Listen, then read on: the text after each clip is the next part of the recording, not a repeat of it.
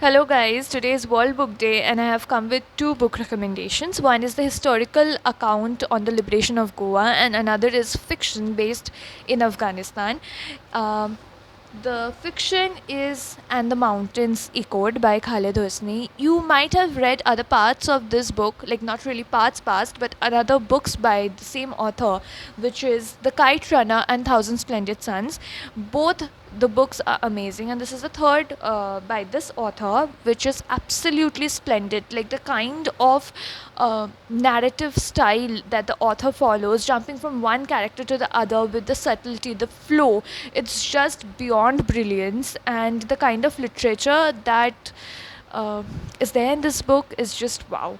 So before I read out to you an excerpt from this book, I would like to share the other book that I had picked up in the last few months, which is Goa 1961. It's an account on the liberation of the Goa, the complete story of nationalism and integration by a journalist, by a Goan journalist, Valmiki Filario. And since I am in Goa right now, so learning about the history of it to understand the nuances of the present day situation is really beneficial.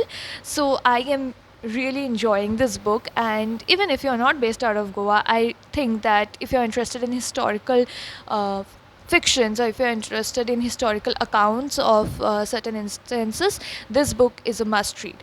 So getting back to the first book that I talked about, And the Mountains Echoed, I will just read out one paragraph from this book where the author describes a lady, how the narrator was attracted to her and her features.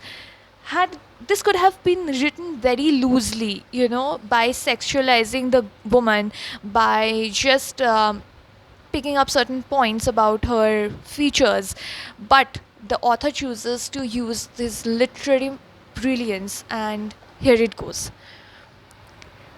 Leaning against the wall, she lit a cigarette and smoked without hurry, and with bewitching grace, holding it at the very tip of two fingers and cupping her hand before her mouth each time she raised it to her lips. I watched with rapt attention. The way her hand bent its slender wrist reminded me of an illustration I had once seen in a glossy book of poems, of a long lashed woman with flowing dark hair lying with her lover in a garden, offering him a cup of wine with her pale, delicate fingers. At one point, something seemed to catch the woman's attention up the street in the opposite direction, and I used the brief chance to quickly finger brush my hair, which was beginning to mat down in the heat. When she turned back, I froze once more. She took a few more puffs, crushed the cigarette against the wall, and sauntered back inside. You know, the art of noticing, the art of noticing the person you love. I mean, how brilliantly the author has described the woman of his dreams, the woman he started feeling attracted to, lighting up a cigarette and just smoking it. But right from her lips to the position of her fingers, I mean, it's just brilliant. It's just the art of noticing once you start loving somebody. The kind of perfection goes throughout the novel. It's set in Afghanistan before the Taliban's had come there and started ruling. But then this contradiction from a liberal, like semi-liberal country to a Taliban-ruled orthodox country, it's so vivid. But the author has just played along with the characters, and you will never feel that the author has actually jumped from one character to other, has jumped from a village in Afghanistan to a city in Paris. You will never feel that. It's all just so subtle. It all moves like a wave. It's a brilliant piece of writing, highly recommended. The other is the Goa story. So, most of us are curious about the liberation of Goa, but this book is so well researched that the man has literally, put up annotations and quoted books and articles from other publications. I mean, it's just brilliant. I'll read out to you something from this book as well. The Portuguese occupation of Goa was a double insult for Indian nationalism. Portugal called her possessions in India Estado de India, that is, the state of India, thereby implying two Indias on the world map.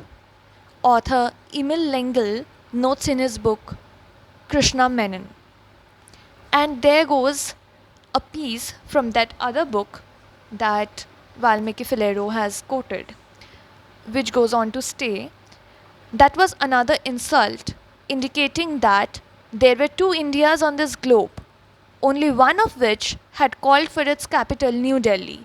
The other India had for its capital the city of Panjim. These very names were bound to affront Indian sensibilities.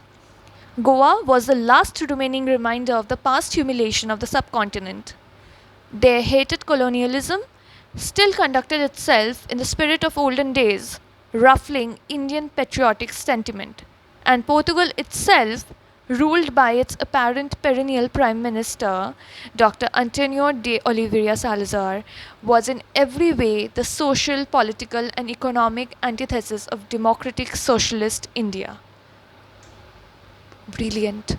I mean, the research that went behind this book, just wonderful. So, happy World Book Day. And on this occasion, I would like to remind you that do not just pick up these books, pick up hardcovers over Kindle, because books are meant to be touched and felt and smelled. I love the smell of books. And if you do too, these are my two recommendations. Please read them. Have a good time.